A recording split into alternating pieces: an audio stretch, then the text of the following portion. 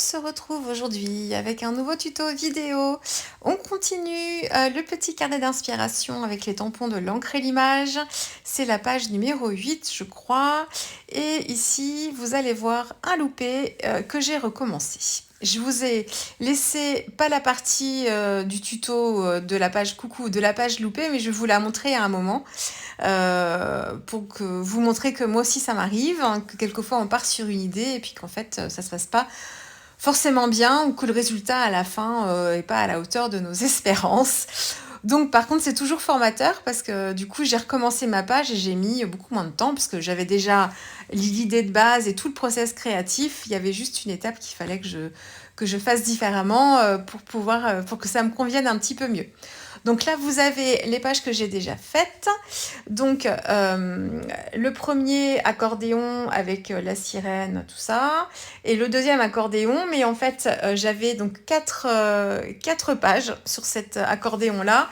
Et en fait, la quatrième page, celle de droite, je l'ai enlevée.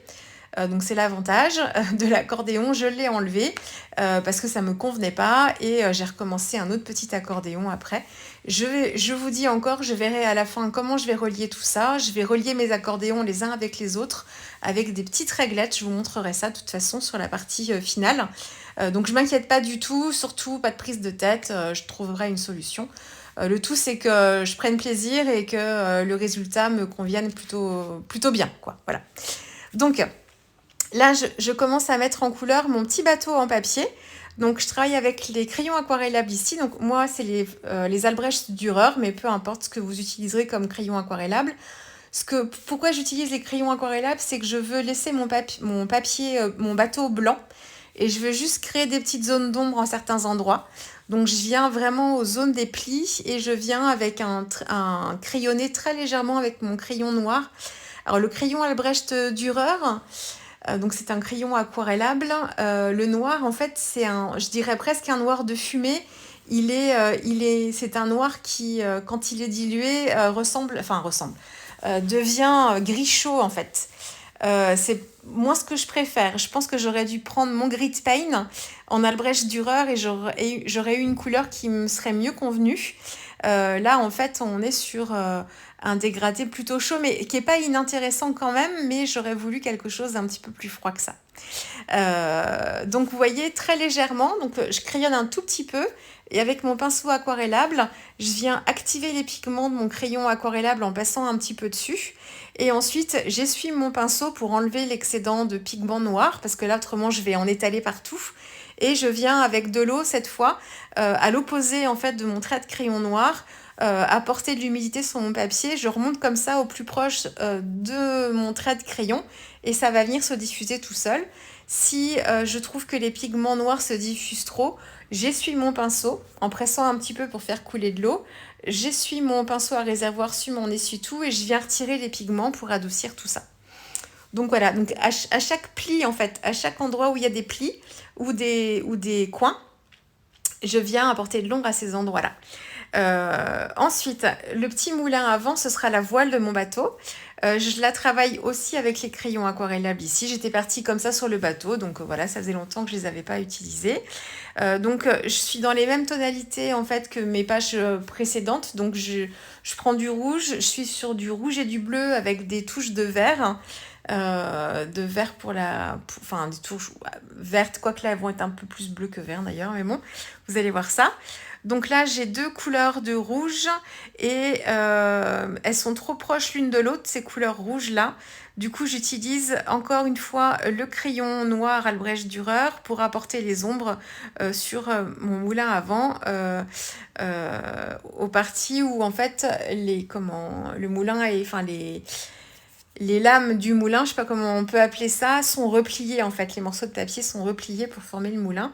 J'ai mis les ombres à cet endroit-là. Alors je les ai peut-être pas encore mises là pour l'instant, mais je vais le faire après peut-être.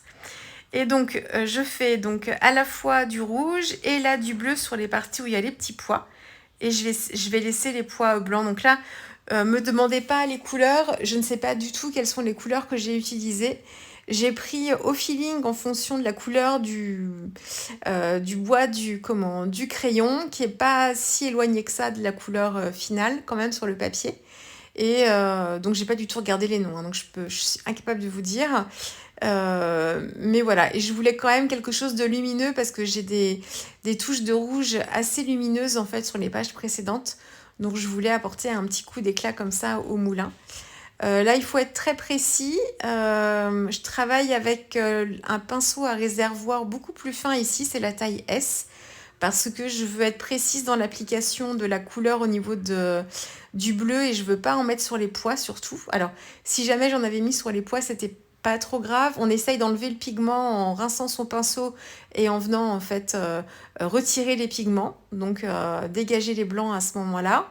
Et sinon, avec du Posca blanc, on peut revenir travailler les ronds blancs, les petits pois blancs comme ça aussi.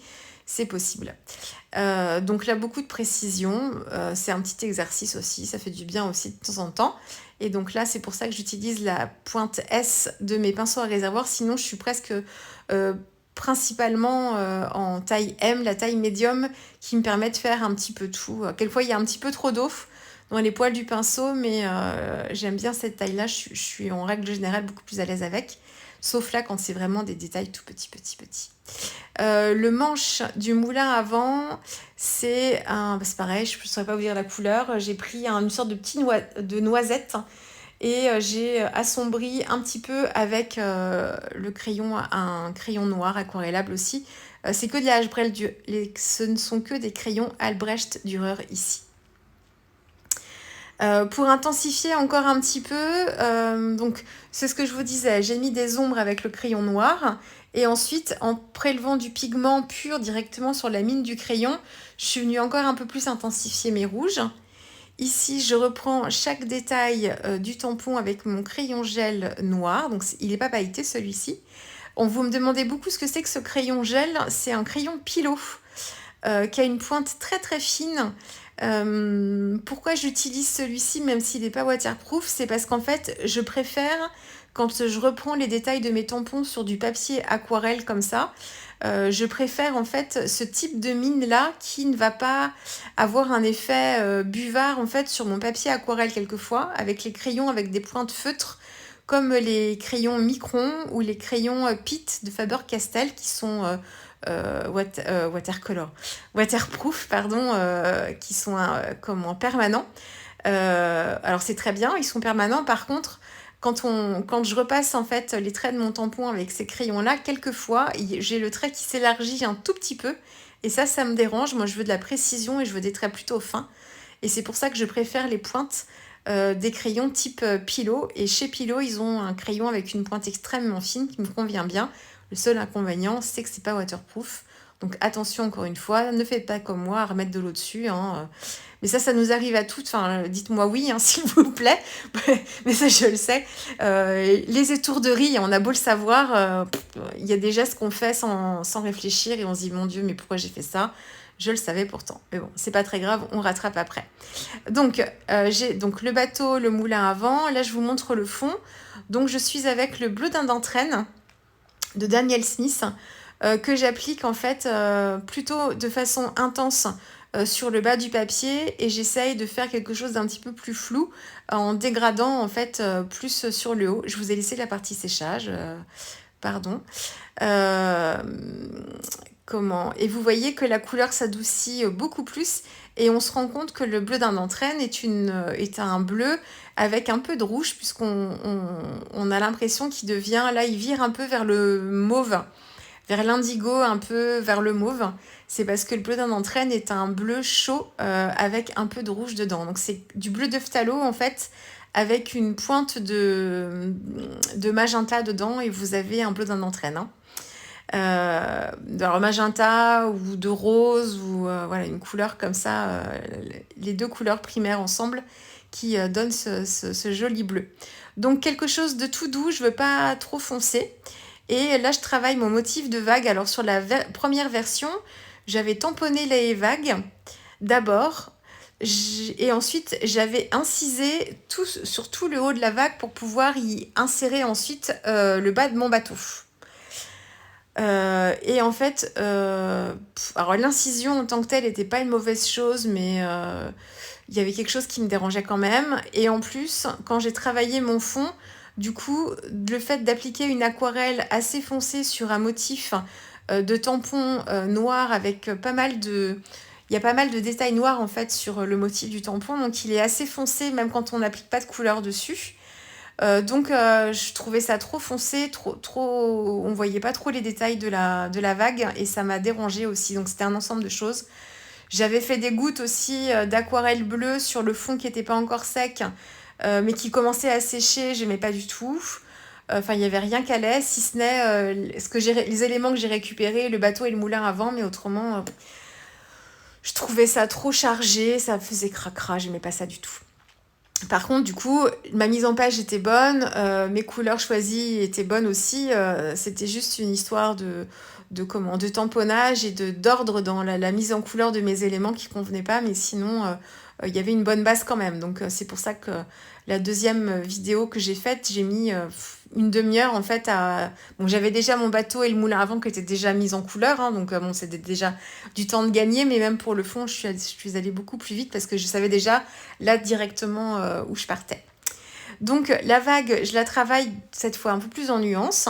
Donc je suis encore avec le bleu d'un d'entraîne, mais j'essaye de garder des zones claires, de travailler plus l'intensité et ensuite j'essaye de travailler avec mon pinceau et avec des effets de marque avec le pinceau. Donc je fais des traits plutôt fins, des lignes fines pour suivre un peu les motifs des traits du tampon dans les courbes. Et pourquoi je fais des traits?